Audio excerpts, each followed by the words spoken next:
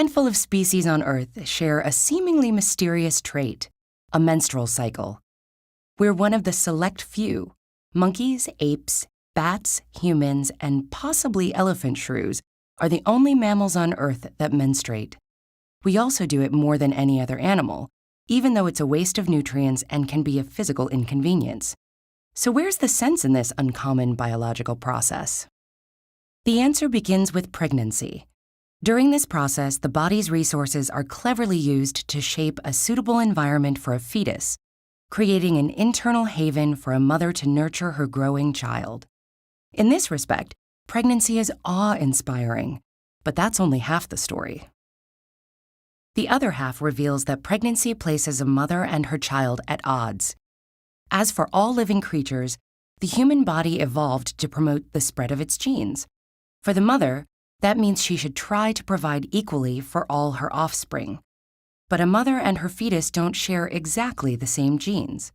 The fetus inherits genes from its father as well, and those genes can promote their own survival by extracting more than their fair share of resources from the mother. This evolutionary conflict of interests places a woman and her unborn child in a biological tug-of-war that plays out inside the womb. One factor contributing to this internal tussle is the placenta, the fetal organ that connects to the mother's blood supply and nourishes the fetus while it grows.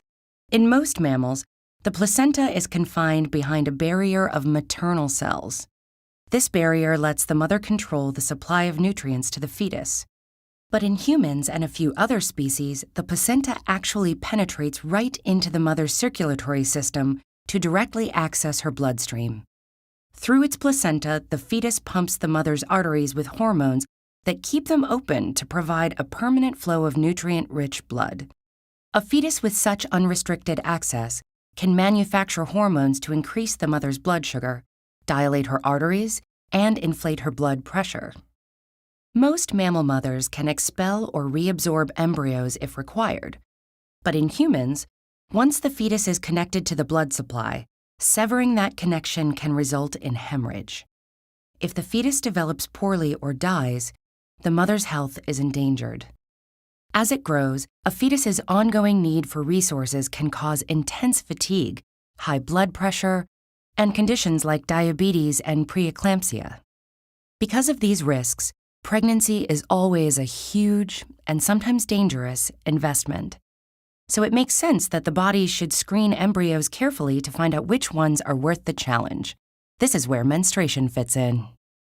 Pregnancy starts with a process called implantation, where the embryo embeds itself in the endometrium that lines the uterus. The endometrium evolved to make implantation difficult, so that only the healthy embryos could survive.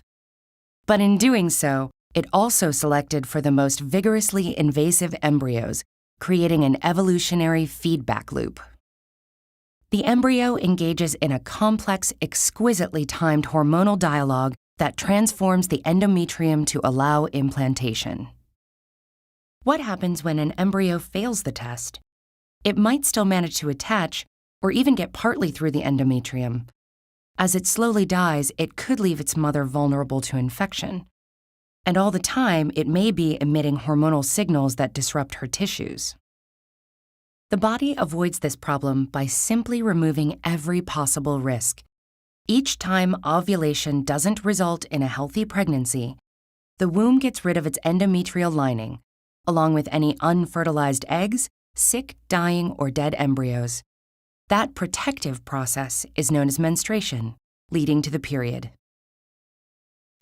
This biological trait, bizarre as it may be, sets us on course for the continuation of the human race.